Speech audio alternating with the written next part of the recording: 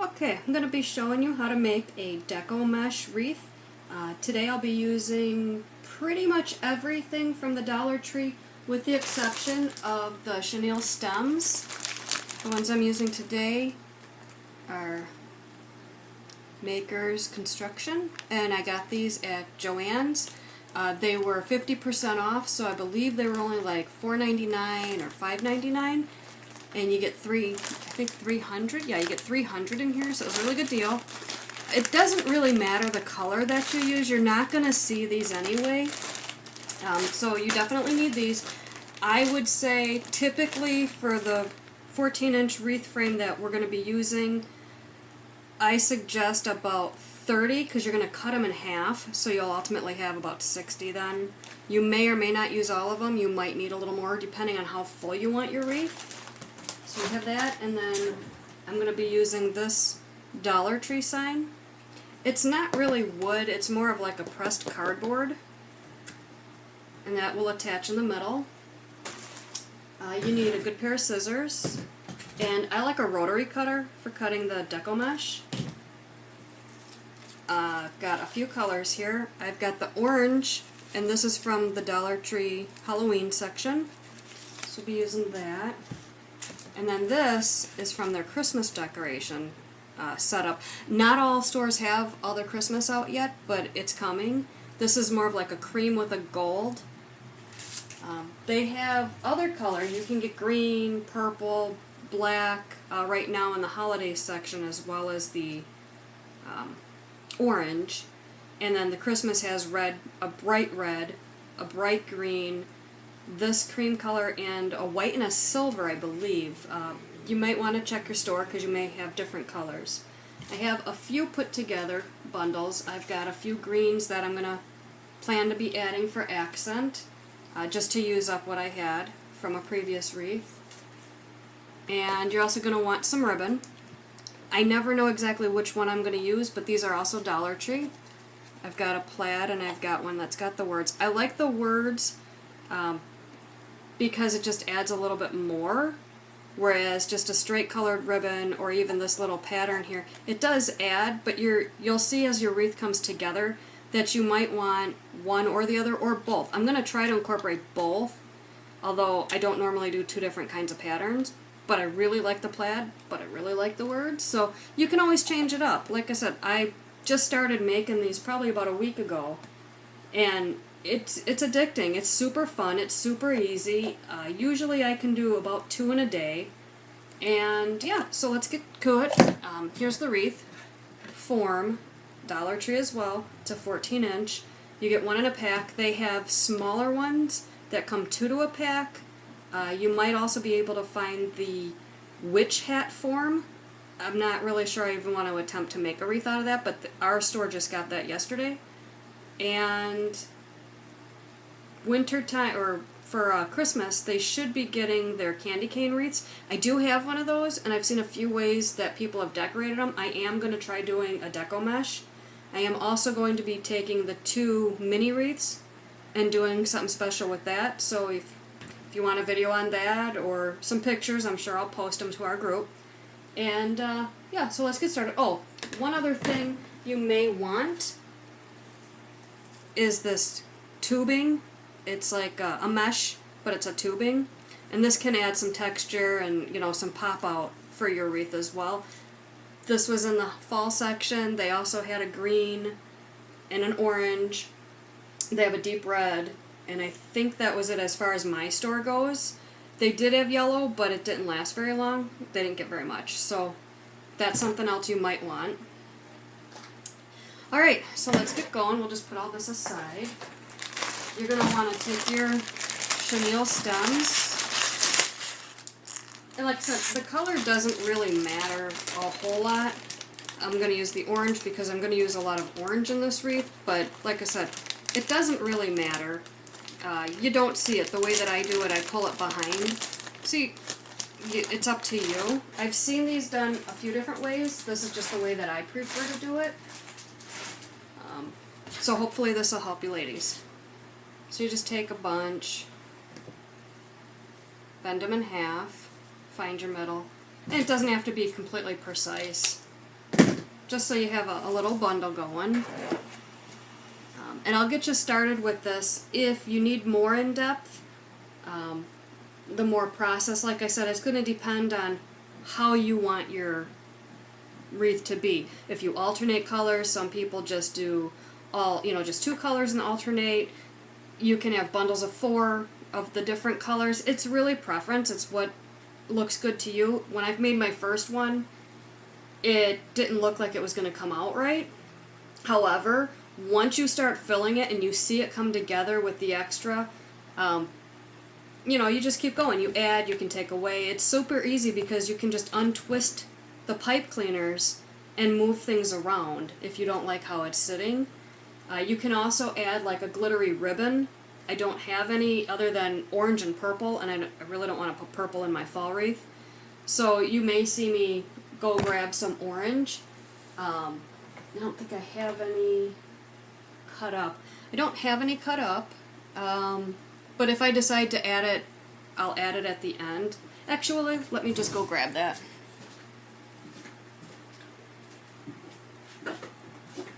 Okay, this is also Dollar Tree. They have purple, black, and orange.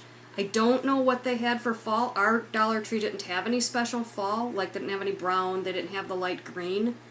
And I know Christmas has a lot of ribbon, the glittered colors, the traditional red, green, silver, but they also have a thinner wired ribbon, whereas what we're going to use today is a lot wider. And so when you add your accents, you're going to want to take 9 inches, and I have this cutting mat, which is so great because it just makes everything so much easier.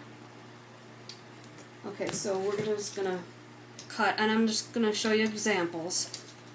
You don't have to do it this way. Like I said, you can add other things. They also have tulle, like this wreath here that I'm working on. It's one of the mini wreaths, and it's just going to be tulle, and it's just going to be a pumpkin. It's the same concept that we're going to be doing. It's just tied from the back, and it's one of their tinier wreaths. I'm thinking it's like probably a 9-inch frame, slightly under 9. Maybe it's like, yeah, it's pretty close. Maybe it's an 8-inch. It's more like an 8-inch diameter frame. They work up really quick. So any accents, you're going to want 9 inches. That also goes for the decorative ribbon. So we'll cut one of those so we can place one of those. So just roll it out. Cut your 9 inches.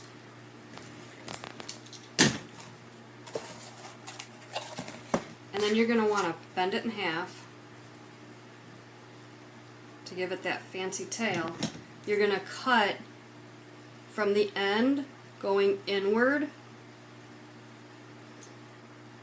If you cut it the other way, you'll be making an arrow that sticks out, and that's not what you want.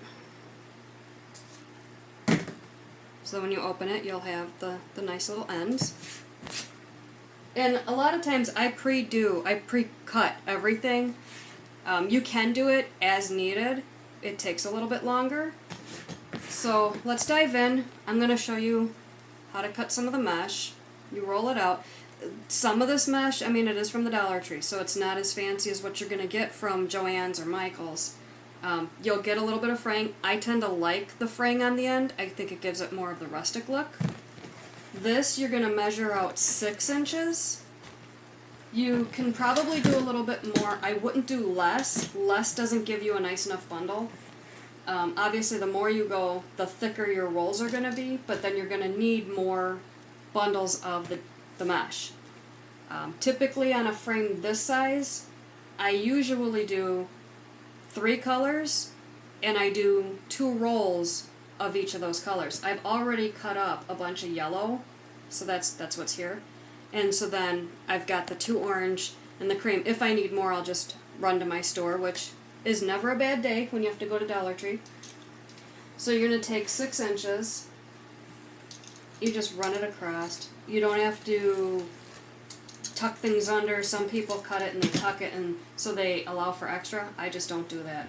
You're going to want to cut 3 of those to make 1 bundle.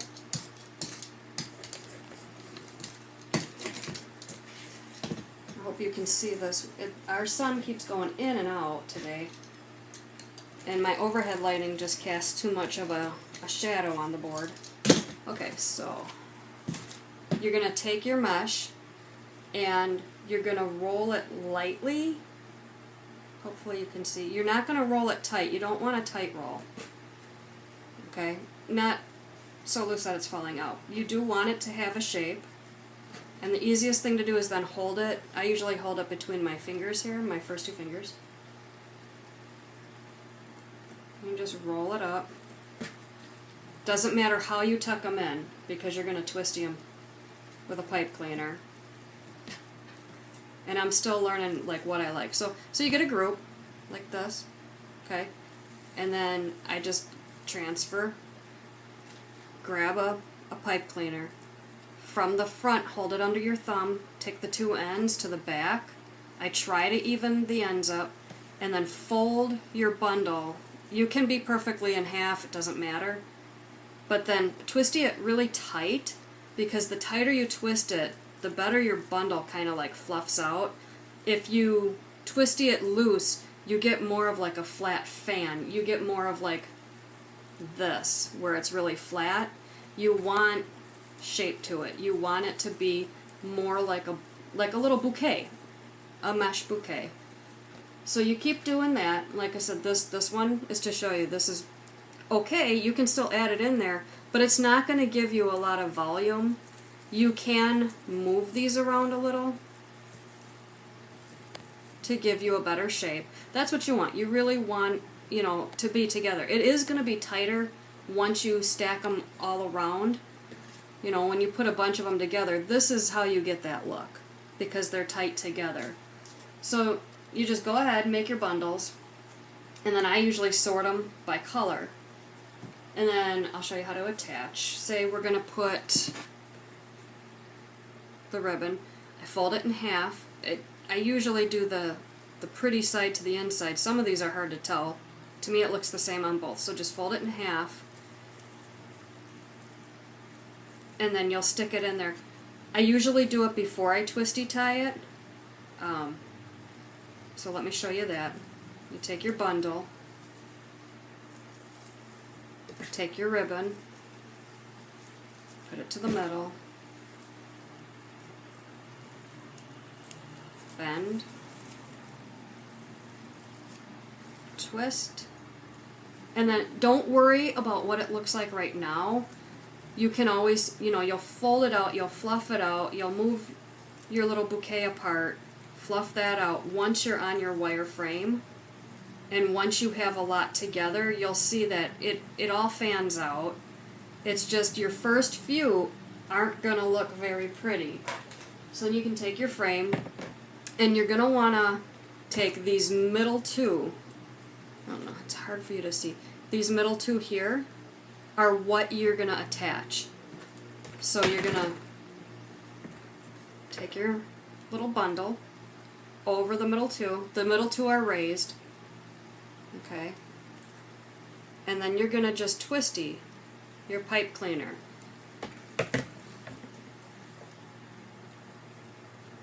And just twist it on there real tight. And I usually tuck them down. Okay, so that's your first one, and it doesn't look all that pretty right now.